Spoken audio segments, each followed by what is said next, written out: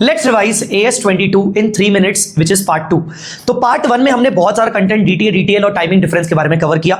ये आपके सामने है examples of timing and permanent differences. अगर ये परमानेंट डिफरेंसेस क्वेश्चंस में आते हैं तो आप DTA, DTL मत बनाना। जैसे कि डोनेशंस टू अनरिकॉग्नाइज्ड ट्रस्ट, जैसे कि personal expenses of director which is debited in P&L but permanently disallowed, revaluation reserve, उसके बाद any expense which is permanently disallowed जैसे कि पेनल्टी, ऐसी कोई income which is permanently exempt जैसे कि एग्रीकल्चर इनकम। इन सबके ऊपर आपको कभी भी DTA, DTL नहीं बनाना है। ये है आपके टाइमिंग या फिर टेम्पररी डिफरेंसेस जिनके ऊपर DTA, DTL बनता है, जैसे कि depreciation as per income tax and as per companies act. अब इनके ऊपर हमेशा या तो DTL बनेगा या तो DTL रिवर्स होगा। इनके ऊपर DTA वाली सिचुएशन नहीं आएगी, या तो DTL बनेगा या तो DTL रिवर्स होगा। आपको बस ये देखना है कि फ्यूचर में मुझे मजा होने वाला है, मतलब मैं DTL रिवर्स कर दूं। फ्यूचर में मुझे ज्यादा टैक्स लगने वाला है, मतलब मैं DTL बना लूं। प्रिलिमिनरी एक्सपेंसेस को इनकम टैक्स में 1/5 बेसिस पर अलाउ किया जाता है, थोड़ा थोड़ा करके, मतलब इनके ऊपर DTA बनेगा, ठीक है, और आगे चल के A रिवर्स हो जाएगा। प्रोविजन फॉर बैड डेट अभी डिसअलाउ हो जाएगा, फ्यूचर में बैड डेट का डिडक्शन मिलेगा, अगेन DTA बनेगा और फ्यूचर में जाके DTA रिवर्स हो जाएगा।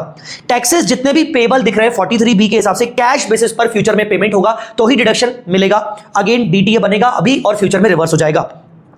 Expenses disallowed in current year but deductible in future, again DTA अभी बनेगा, फ्यूचर में रिवर्स हो जाएगा।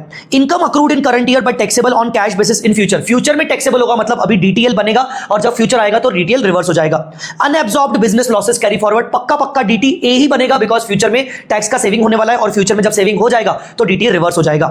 साइंटिफिक रिसर्च एक्सपेंसेस जो कि 100% बेनिफिट आज ही मिल गया बट फ्यूचर में डिसअलाउ हो जाएगा तो DTL बनेगा अभी और फ्यूचर में DTL रिवर्स हो जाएगा, ठीक है। तो इस तरीके से हम DTA, DTL बनाते हैं। एंट्रीज में आपके साथ ऑलरेडी पार्ट 1 में डिस्कस कर चुका हूं तो अभी मैं डिस्कस नहीं करूंगा। हां, ये मैं बताना जरूरी समझता हूं कि जो DTA होता है वो जब बनता है तो वो डिडक्टेबल टाइमिंग डिफरेंसेस के ऊपर बनता है, मतलब फ्यूचर में डिडक्शंस मिलेंगे।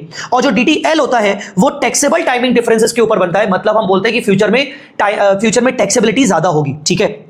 फिर बात करते हैं टैक्स एक्सपेंसेस। टैक्स एक्सपेंस के अंदर मोटा मोटी ये सारी चीजें आती हैं, जैसे कि current tax expense, deferred tax expense. Deferred tax expense क्यों आता है? या तो आप DTL बनाते हो या तो आप DTA को रिवर्स करते हो। जब A को रिवर्स करते हो तो एंट्री करोगे expense account debit, deferred tax expense account debit to DTA।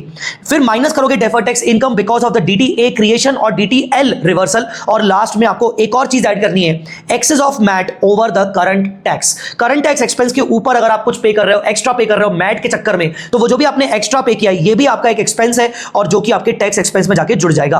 कुल मिलाके ये आपकी टैक्स एक्सपेंस होती है और इसको बोलते हैं this is the amount of tax which is debited to P&L। जब भी आपको क्वेश्चन बोले कि amount of tax debited to P&L निकालो, मतलब आपको टैक्स एक्सपेंस निकालने को कहा गया है। थोड़ा सा ही पार्ट बचा हुआ है, पार्ट 3 में मिलेंगे। Thanks a lot.